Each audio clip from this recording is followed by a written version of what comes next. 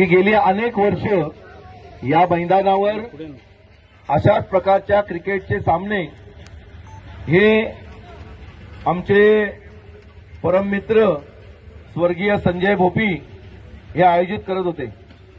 संजय भोपी असतील, त्यांच्याबरोबरचे सगळे त्यांचे सहकारी हे गेली अनेक वर्ष या ठिकाणी क्रिकेटचा मॅच भरवणं, अनेक खेळाडूंना संधी उपलब्ध करून देणं, याबरोबरच ते सामाजिक क्षेत्रामध्ये आणि राजकीय क्षेत्रामध्ये पण अत्यंत चांगल्या पद्धतीने पूर्ण खांदा कॉलनी परिसरामध्ये काम करत होते।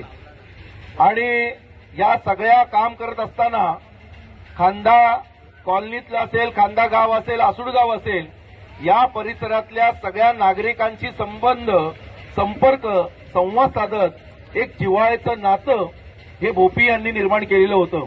आणि त्याच्यामुळेच त्यांना या इकडच्या जनतेने पूर्णपणे ताकद देऊन या ठिकाणी त्यांचंही लोकप्रतिनिधित्व स्वीकारलं होतं, त्यांना नगरसेवक म्हणून निवडून दिलं होतं।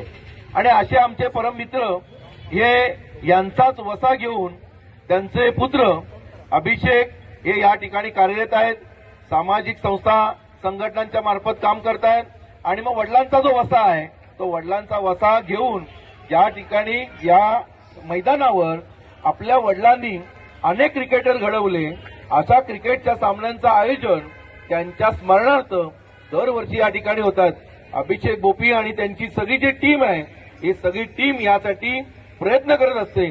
आणि मग मगाशी सांगितल्याप्रमाणे की क्रिकेटच्या मॅचेस बरोबरच वेगवेगळ्या सामाजिक उपक्रम जे असतील ते सुद्धा राबवण्यामध्ये या सगळ्या संजय भोपी प्रतिष्ठान जे आहे त्या संजय भोपी प्रतिष्ठानच्या वतीनं हे आयोजन केलं जातं।